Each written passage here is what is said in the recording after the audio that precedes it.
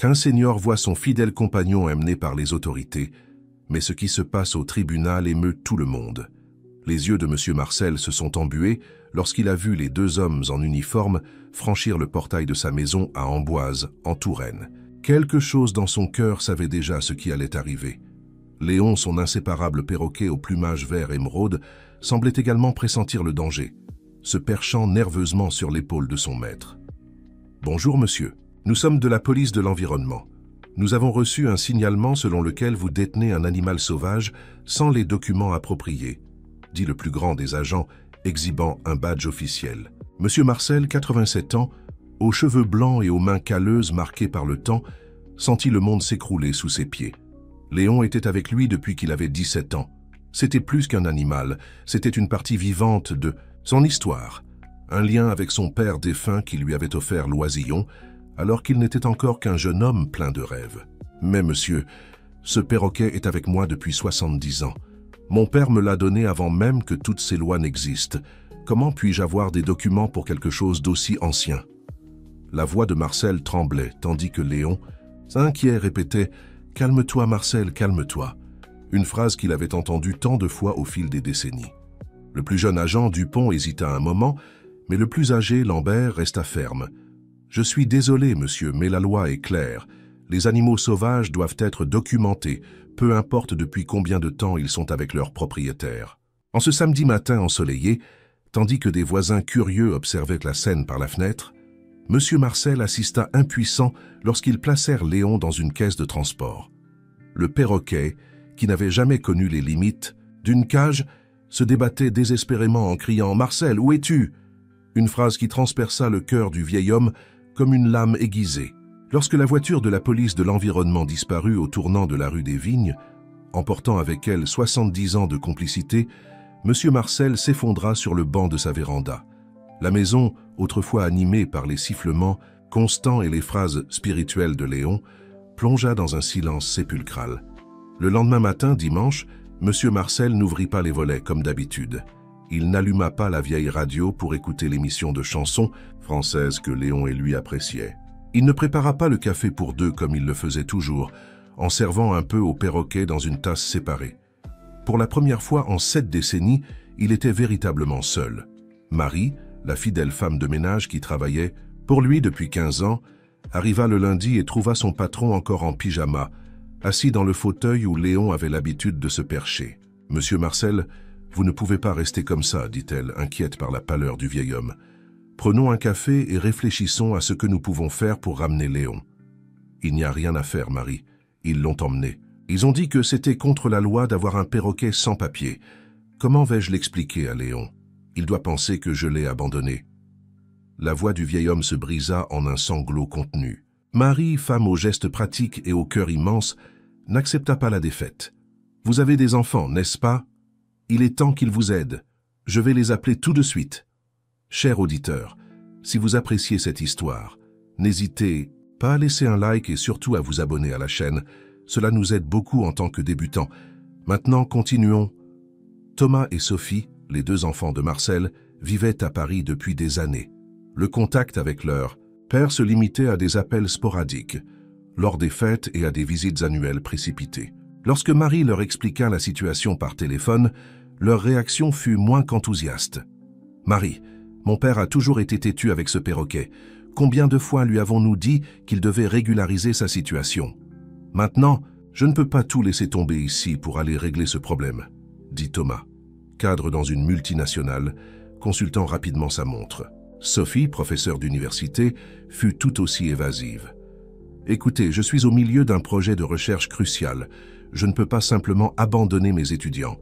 D'ailleurs, papa a toujours accordé plus d'attention à cet oiseau qu'à nous. » Lorsque Marie rapporta la conversation, M. Marcel ne manifesta aucune surprise. Des années d'éloignement avaient déjà préparé son cœur à l'indifférence de ses enfants. Mais ce rejet, précisément au moment où il avait le plus besoin de soutien, le blessa profondément. « Ce n'est pas grave, Marie, je vais régler ça tout seul. Nous avons toujours tout résolu ensemble, Léon et moi. » Au commissariat environnemental, l'accueil fut froid et bureaucratique. Une jeune fonctionnaire, aux lunettes carrées et à l'expression impassible, l'informa que le perroquet avait été transféré au centre de tri des animaux sauvages, CETAS de Tours. Mais je dois le voir. Il n'a jamais été seul, il doit être effrayé, supplia le vieil homme. Monsieur, les visites ne sont pas autorisées. L'animal est en cours d'évaluation pour une destination ultérieure. Si vous souhaitez le récupérer, vous devrez déposer une demande formelle prouvant l'origine légale de l'animal ou solliciter un certificat de garde. Un certificat de garde? Nous parlons de Léon, qui a grandi avec moi depuis que j'étais qu'un jeune homme. Comment puis-je avoir besoin d'une autorisation pour garder quelqu'un qui fait déjà partie de la famille? L'indignation donna momentanément de la force à la voix faible de Marcel. Sur le chemin du retour, le vieil homme observa par la fenêtre du bus la ville qu'il connaissait si bien, mais qui semblait maintenant étrange, hostile. Amboise, avec ses rues pavées et ses maisons historiques, était l'endroit où il avait vécu toute sa vie, où il s'était marié avec Élise, décédée 15 ans plus tôt, où il avait élevé ses enfants et où, au fil des décennies, il avait construit avec Léon une routine de complicité qui défiait la compréhension de beaucoup. En passant par la place centrale, il aperçut Madame Bertrand, voisine de clôture qui avait toujours regardé avec désapprobation la liberté que Marcel accordait au perroquet. Elle détourna rapidement le regard lorsque leurs yeux se croisèrent, accélérant le pas comme pour fuir une accusation muette. C'est à ce moment qu'un soupçon commença à se former dans l'esprit de Marcel. Les plaintes fréquentes de Madame Bertrand concernant Léon, surtout après que le perroquet ait commencé à imiter la sonnerie stridente de son téléphone, les menaces voilées qu'un jour cet oiseau devra suivre les règles comme tout le monde. La coïncidence était trop forte. C'est elle qui a dénoncé Léon, s'exclama-t-il trop fort, faisant se retourner d'autres passagers curieux.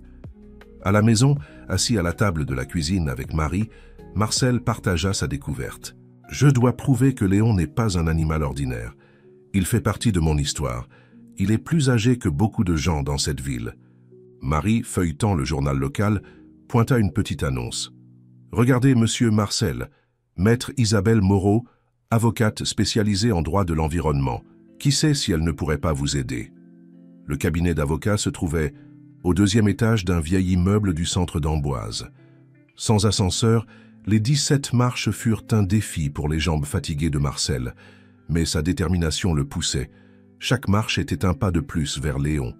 Isabelle Moreau, une jeune femme d'une trentaine d'années, reçut Marcel avec politesse, mais un scepticisme initial. Son bureau était modeste, avec des étagères de livres juridiques et une fenêtre qui s'ouvrait sur la place de la ville.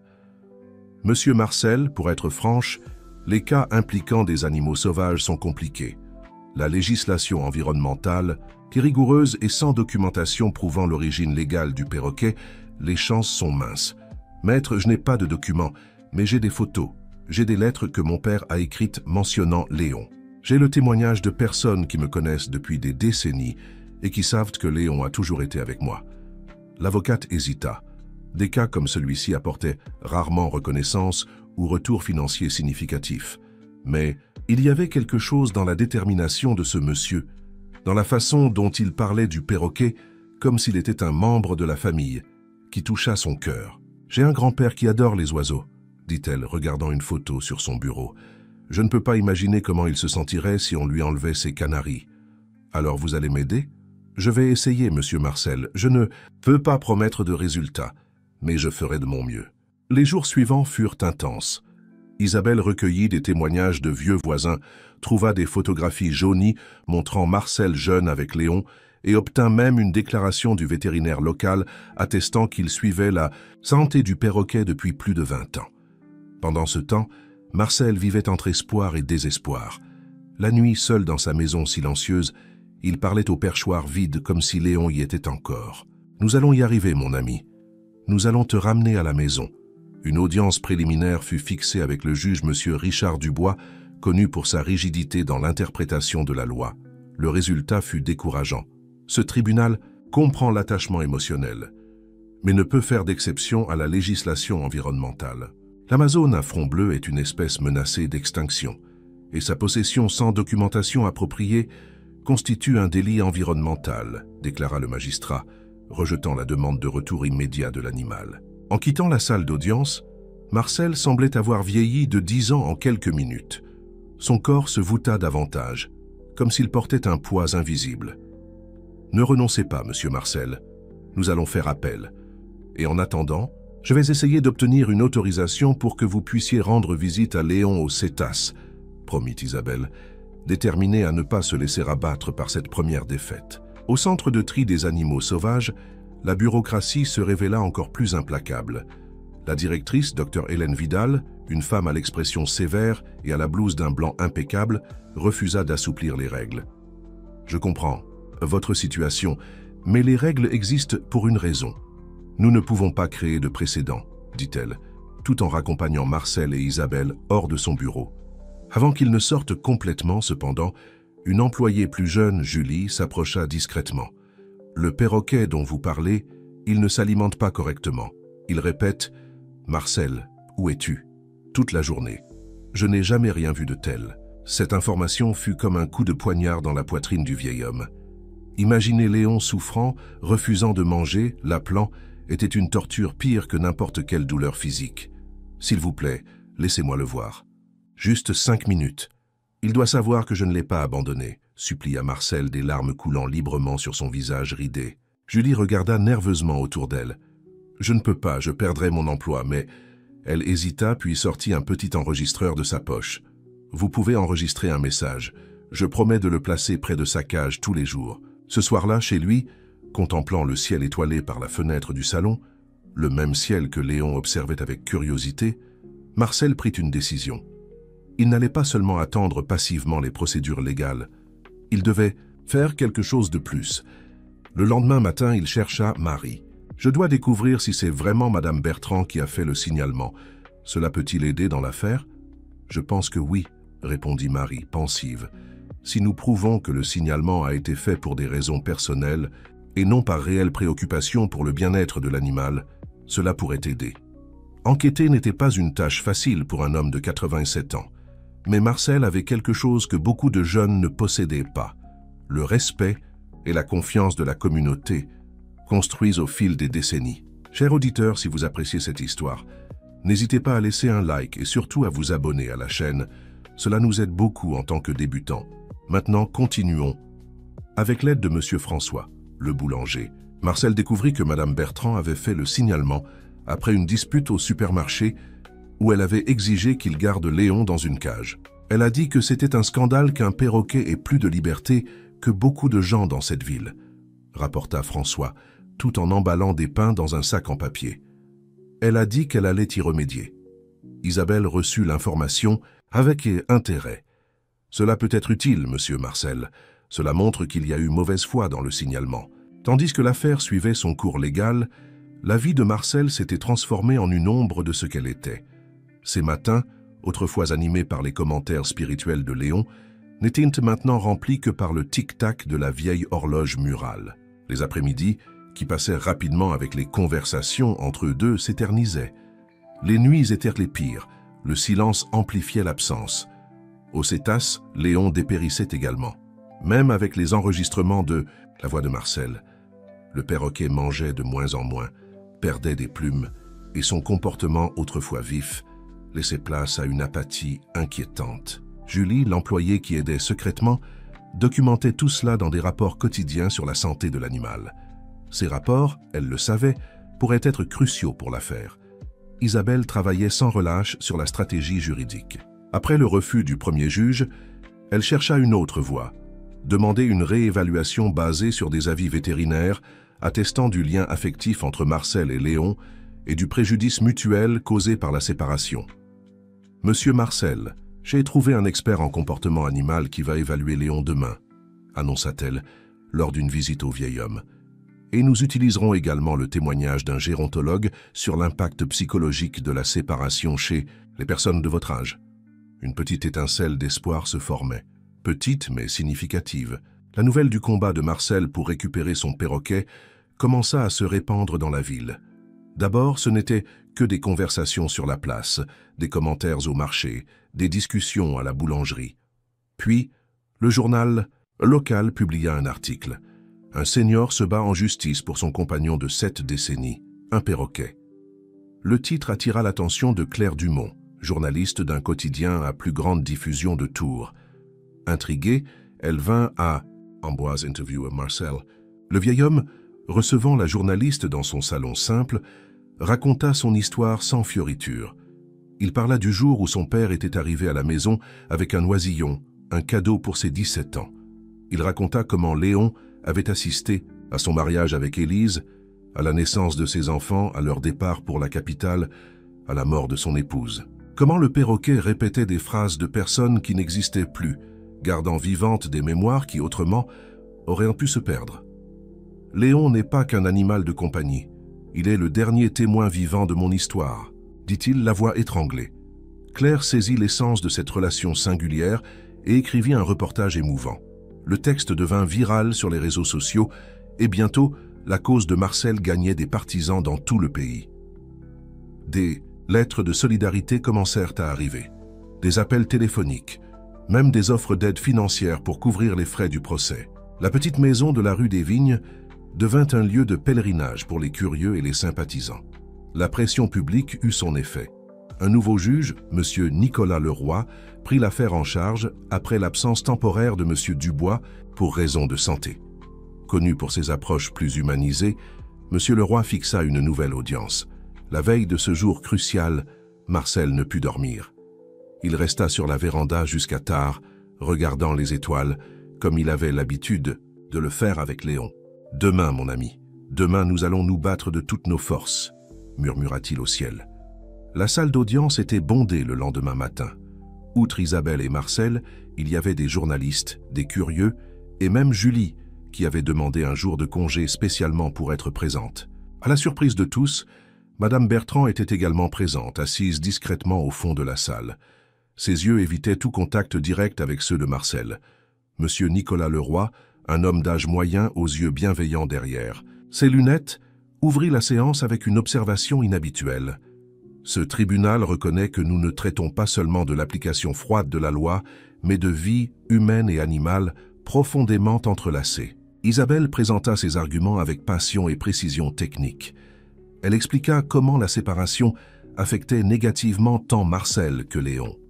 Elle présenta d'anciennes photographies, des témoignages de voisins, le rapport de l'expert qui avait évalué le perroquet au cétace, confirmant son lien extraordinaire avec le vieil homme. Quand ce fut au tour de Marcel de parler, il sortit de sa poche une enveloppe jaunie. « Votre honneur, ceci est une lettre que mon père m'a écrite en 1953, lorsque j'ai quitté Amboise pour la première fois pour travailler à Tours.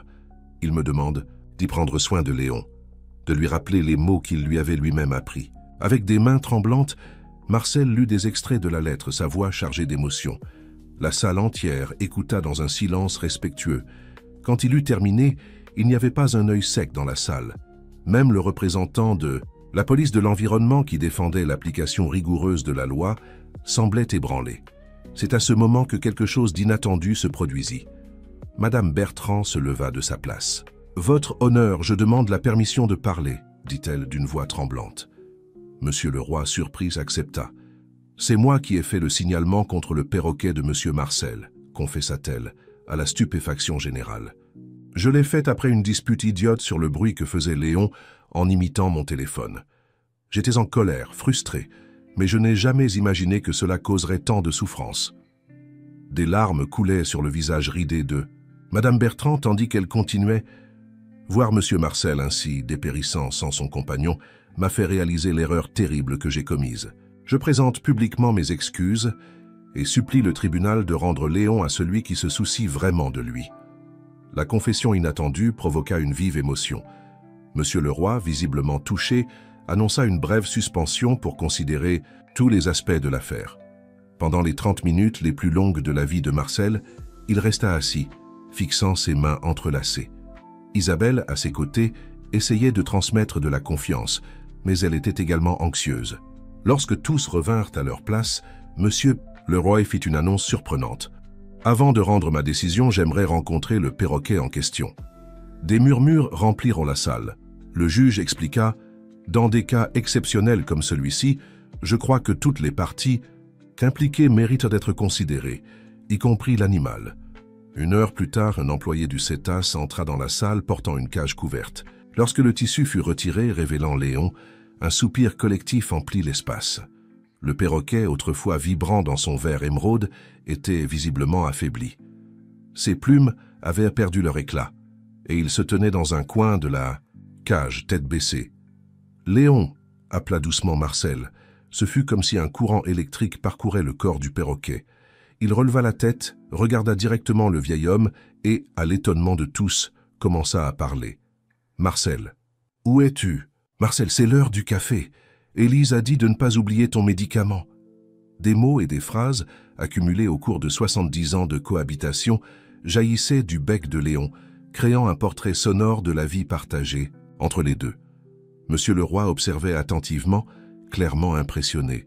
Lorsque Léon se calma enfin, le juge révéla quelque chose de personnel. « J'ai moi aussi grandi avec un perroquet. Il s'appelait César. Il m'a beaucoup appris sur la loyauté et l'affection quand j'étais enfant. » Après quelques moments de réflexion supplémentaires, le magistrat annonça sa décision. Considérant toutes les preuves présentées, les rapports techniques attestant du lien affectif entre M. Marcel et le perroquet Léon, ainsi que les impacts négatifs de la séparation pour les deux, ce tribunal décide la restitution immédiate et définitive de l'animal à son propriétaire. La salle éclata en applaudissements spontanés. Marcel, peinant à croire ce qu'il entendait, laissa librement couler ses larmes. Monsieur le roi poursuivit. « De plus, reconnaissant les circonstances exceptionnelles de cette affaire, j'accorde un certificat spécial de garde qui régularise définitivement la situation de l'animal, compte tenu de son long historique avec le propriétaire antérieur à la législation actuelle. » Chers auditeurs, si vous appréciez cette histoire, n'hésitez pas à laisser un like et surtout à vous abonner à la chaîne. Cela nous aide beaucoup en tant que débutants. Maintenant, continuons. Isabelle étreignit Marcel, partageant l'émotion de la victoire acquise. Autour d'eux, les gens se félicitaient, certains pleuraient discrètement. Madame Bertrand s'approcha timidement du vieil homme. « Monsieur Marcel, je sais que je ne mérite pas votre pardon, mais... » Il l'interrompit avec gentillesse. « Madame Bertrand, nous commettons tous des erreurs. L'important est de les reconnaître et d'essayer de les corriger, comme vous l'avez fait aujourd'hui. » Ce même après-midi, Léon retourna à la maison de la rue des Vignes. Lorsque Marcel ouvrit la porte de la cage, le perroquet vola directement sur son épaule, comme il l'avait fait des milliers de fois au fil des décennies. Puis il parcourut chaque pièce de la maison, comme pour vérifier si tout était en ordre, se posant finalement sur le perchoir du salon. « Bienvenue à la maison, mon ami, » dit Marcel, caressant délicatement les plumes malmenées du perroquet. « Nous sommes chez nous maintenant. » Les jours suivants furent ceux de la convalescence. Pour les deux, Marcel recommença à préparer le petit déjeuner pour deux, à discuter gaiement tout en arrosant les plantes du jardin, à partager des histoires pendant les après-midi sur la véranda. Léon, de son côté, retrouvait progressivement son appétit, la vivacité de ses plumes, l'énergie de ses vols dans la maison. La nouvelle de la réunion entre le vieil homme et son perroquet eut un écho positif.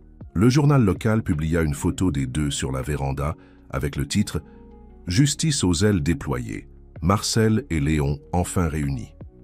L'image devint virale, devenant le symbole d'une bataille gagnée par l'affection. L'affaire engendra également des changements aux cétaces.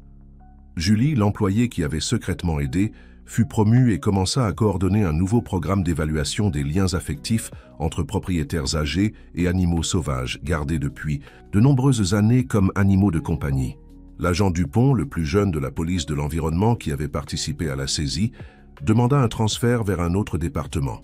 « Je veux travailler dans l'éducation environnementale », expliqua-t-il à son supérieur. « Prévenir des situations comme celle-ci, plutôt que d'appliquer la loi de façon mécanique. » Isabelle gagna une reconnaissance professionnelle grâce à cette affaire, mais plus important pour elle fut l'amitié qu'elle développa avec Marcel et Léon.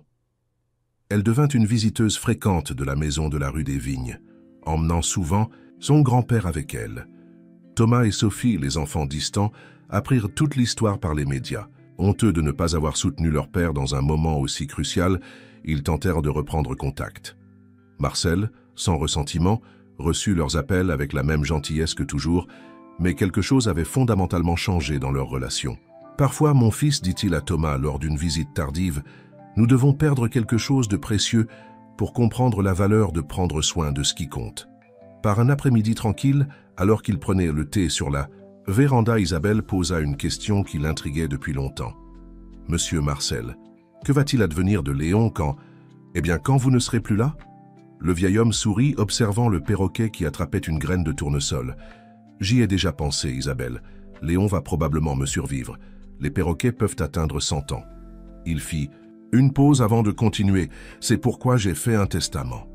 La maison ira à une fondation qui prendra soin de Léon pour le reste de sa vie, le gardant ici, où il a toujours vécu. Et vous, si vous acceptez, serez sa tutrice légale. » Isabelle, émue, accepta cette responsabilité.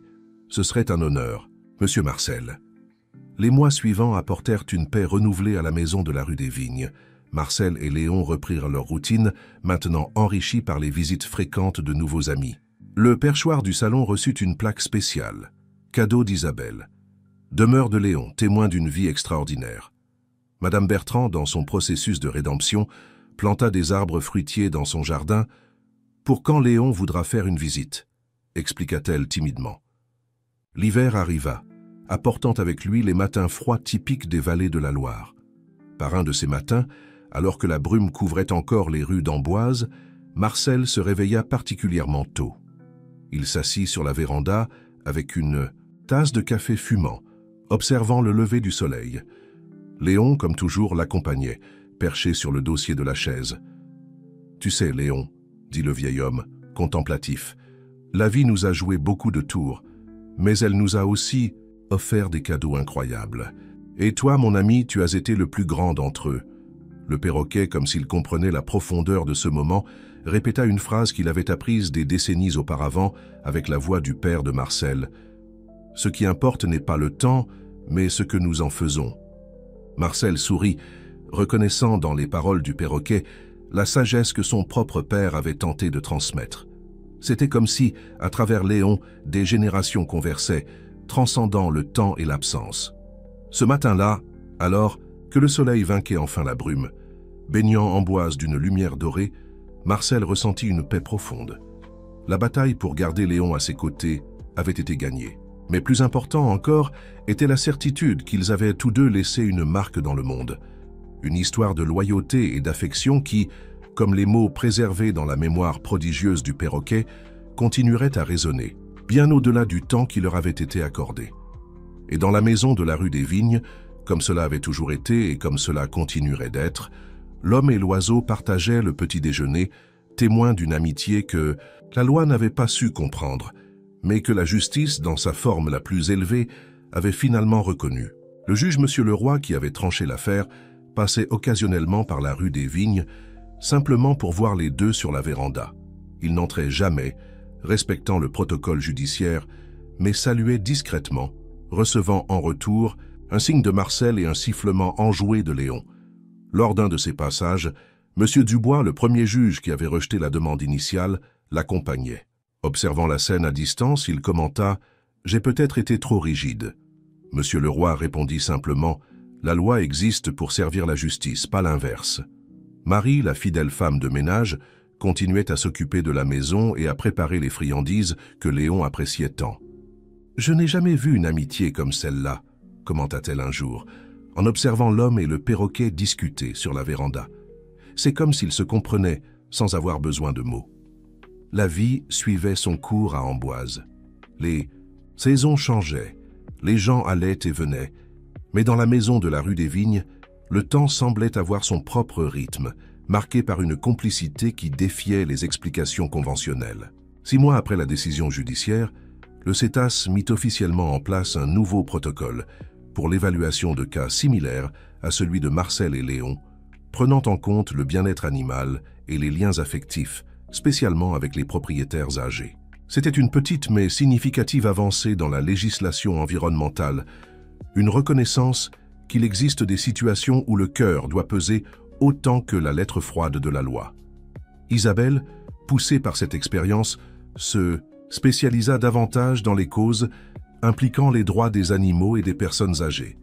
Son petit cabinet devint une référence, et elle citait fréquemment le cas de Marcel et Léon dans ses conférences et articles juridiques. Par un après-midi particulièrement significatif, Environ 1 an après les retrouvailles, Thomas et Sophie vinrent rendre visite à leur père. Ils apportèrent des cadeaux et des paroles de réconciliation, comprenant enfin la valeur des liens qu'ils avaient négligés pendant si longtemps. Marcel les accueillit avec une affection sincère. Léon, d'abord méfiant envers ses visiteurs qu'il n'avait pas vus depuis des années, finit par se souvenir d'eux, à l'étonnement général. « Thomas, chemise bleue !» s'exclama soudainement le perroquet, répétant une phrase que leur mère avait l'habitude de dire lorsqu'elle préparait son fils pour l'école, des décennies auparavant. Le fils cadre accompli, habitué à garder son sang-froid en toutes circonstances, ne put retenir ses larmes. C'était comme entendre la voix de sa mère à travers le perroquet, un écho du passé préservé dans les ailes colorées de Léon. « Papa, » dit Thomas, ému, « je crois que je comprends maintenant pourquoi tu t'es tant battu pour lui. Ce n'est pas seulement un animal de compagnie, c'est une partie de notre histoire familiale. » Marcel acquiesça, satisfait d'être enfin compris. Sophie, la fille professeure, fascinée par le vocabulaire étendu du perroquet et par sa capacité à contextualiser des phrases apprises au fil des décennies, proposa un projet de recherche. « Je veux documenter la mémoire de Léon, papa. C'est un phénomène unique qui mérite d'être étudié. » Avec la permission de Marcel, elle commença à enregistrer les vocalisations du perroquet, cataloguant les phrases et identifiant leurs origines, certaines remontant à des personnes disparues depuis longtemps. Le projet suscita un intérêt académique, attirant des chercheurs qui s'émerveillaient de la capacité de Léon à préserver des voix et des expressions de différentes époques. C'était comme avoir accès à une archive sonore vivante de l'histoire d'une famille et, par extension, d'une petite ville de Touraine. Un jour, alors que Sophie travaillait sur les enregistrements sur la véranda, Léon surprit tout le monde en répétant une ancienne berceuse qu'Élise, mère de Sophie et épouse défunte de Marcel, avait l'habitude de chanter à ses enfants. La mélodie, préservée dans la mémoire prodigieuse du perroquet, amena des larmes aux yeux de tous. « C'est incroyable », commenta Sophie, émue. « À travers lui, maman est encore un peu présente. » Marcel sourit, pensif. « J'ai toujours dit que Léon est plus qu'un perroquet. Il est le gardien de nos souvenirs. » Sur la place centrale d'Amboise, où Marcel se promenait désormais quotidiennement avec Léon sur l'épaule, les enfants s'approchaient, fascinés par le perroquet qui semblait raconter des histoires d'autres temps. Les personnes âgées reconnaissaient dans les phrases que Léon répétait des échos de personnes et d'époques dont seuls eux se souvenaient encore. « C'est comme une bibliothèque vivante », commenta M. François de la boulangerie. « Il garde des mots que le reste du monde a déjà oubliés. » La renommée de Léon dépassa les frontières d'Amboise. Un magazine national publia un reportage sur le perroquet qui avait vaincu la bureaucratie pour le droit de rester avec son compagnon humain. L'affaire devint un exemple dans les discussions sur l'éthique environnementale et les droits des animaux.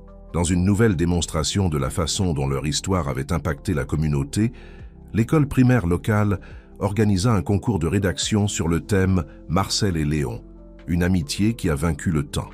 Les enfants écrivirent des histoires émouvantes, certaines fantaisistes, d'autres étonnamment perspicaces sur la valeur de la loyauté et de la camaraderie. La remise des prix eut lieu sur la place, avec Marcel et Léon comme invités d'honneur. Le vieil homme, visiblement ému, écouta les rédactions gagnantes lues à haute voix et remercia avec des mots simples « Léon et moi n'avons fait que ce que n'importe quel ami ferait. Nous sommes restés ensemble quand on a essayé de nous séparer. » Les saisons continuèrent leur cycle. Le printemps couvrit Amboise de fleurs. L'été apporta les après-midi chauds idéaux pour les siestes dans le hamac du jardin. L'automne peignit les arbres de tons dorés. Et l'hiver revint apporter les matins brumeux que Marcel appréciait tant. Par un de ces matins d'hiver, exactement 2 ans après la bataille judiciaire, Marcel se réveilla plus tôt que d'habitude. Il s'habilla soigneusement, prépara un café particulièrement fort et s'assit sur la véranda avec Léon, comme il l'avait toujours fait.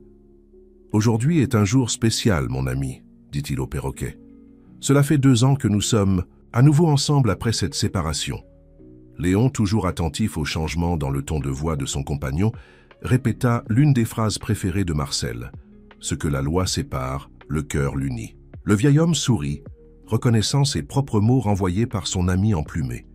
C'était l'une des nombreuses phrases qu'ils avaient échangées au cours de 70 ans de cohabitation, maintenant partie d'un dialogue qui transcendait les limites de la communication entre espèces.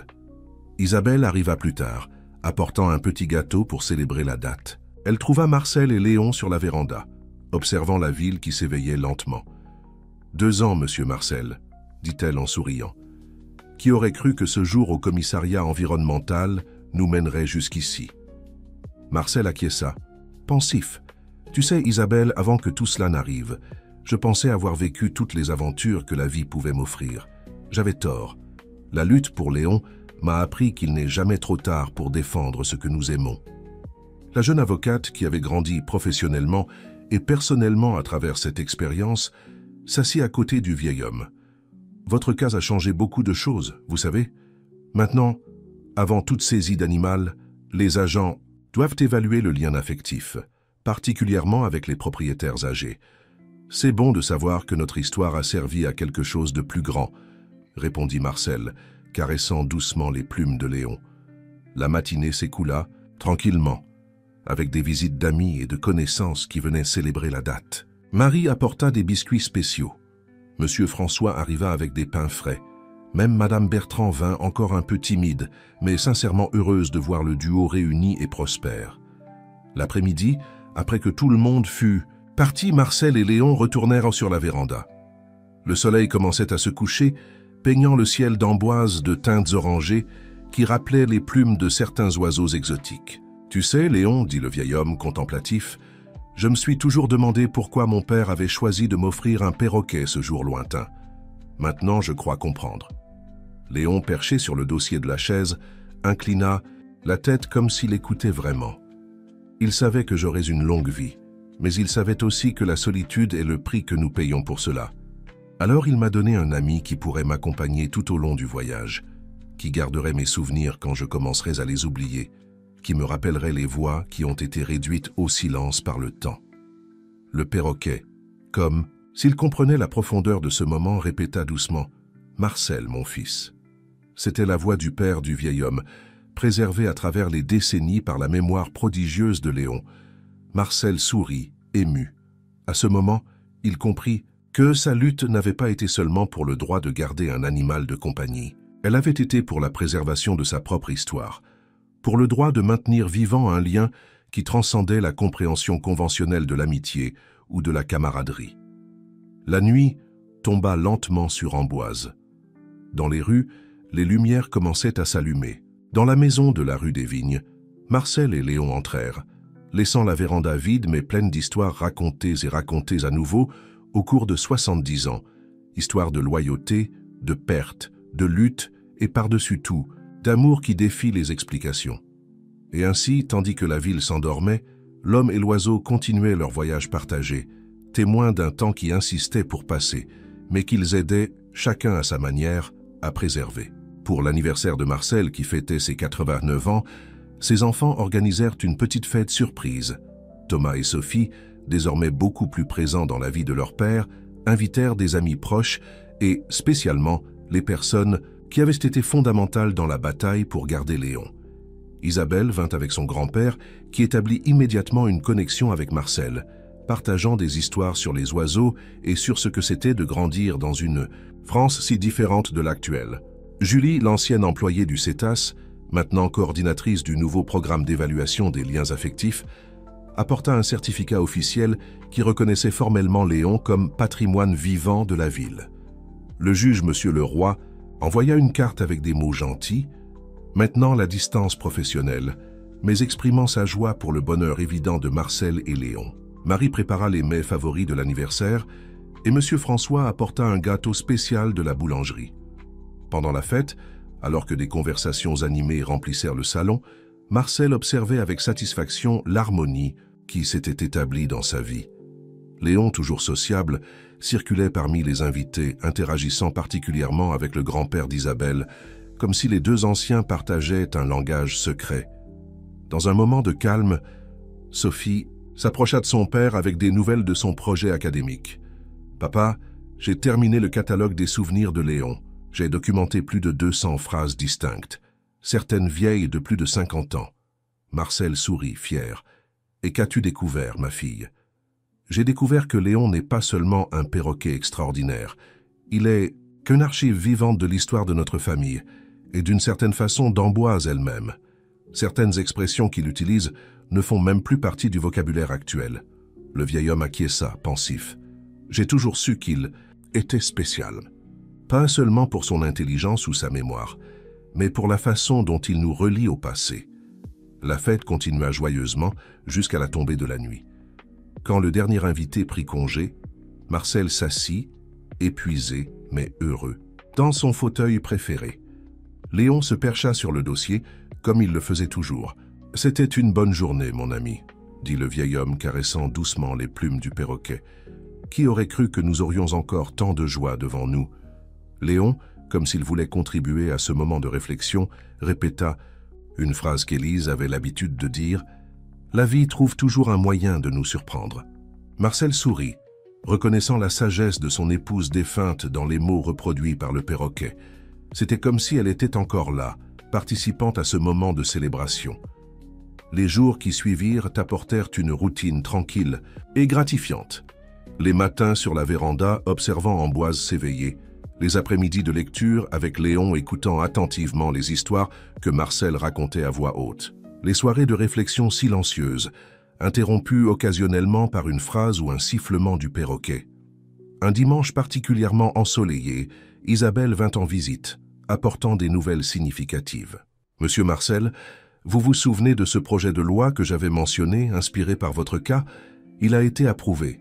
Il y a maintenant une protection spécifique pour les animaux sauvages qui vivent depuis des décennies avec leurs propriétaires, particulièrement les personnes âgées. » Le vieil homme, assis dans son rocking chair sur la véranda, sourit avec satisfaction.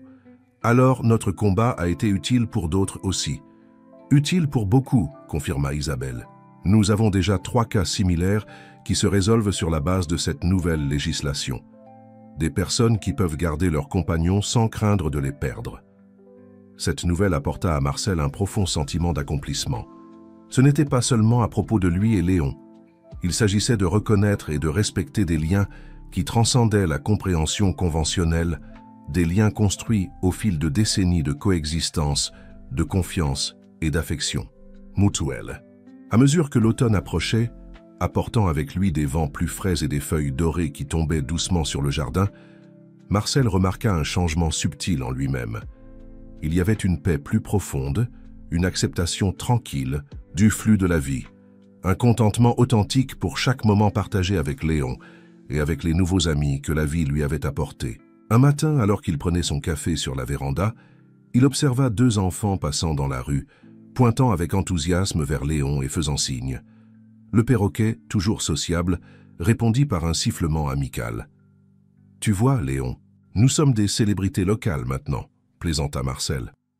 Le perroquet, comme s'il comprenait la blague, répéta une phrase que le vieil homme disait souvent « La célébrité ne remplit pas l'estomac, mais elle réchauffe le cœur. » Marcel rit, ravi par la précision du timing de son ami emplumé. C'était dans ces petits moments, dans ces interactions qui semblaient transcender les barrières entre espèces, qu'il trouvait sa plus grande joie. L'après-midi, arrosant les plantes du jardin, avec Léon le suivant de branche en branche, Marcel réfléchissait au voyage extraordinaire qu'ils avaient partagé. Des matins de sa jeunesse, quand il avait reçu l'oisillon des mains de son père, jusqu'à ce moment, 70 ans plus tard, où tous deux jouissaient d'une célébrité tardive et inattendue. « Tu sais, Léon, dit-il, parlant doucement, tandis que l'eau coulait de l'arrosoir vers la terre, je crois que nous sommes chanceux. Pas seulement d'être ensemble, mais d'avoir appris qu'il vaut la peine de se battre pour ce que nous aimons. Fin de l'histoire.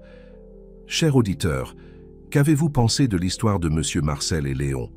Si ce lien d'amour entre un homme et son perroquet a touché votre cœur, laissez votre like et abonnez-vous à la chaîne pour plus d'histoires émouvantes comme celle-ci. Votre compagnie est ce qui nous motive à continuer.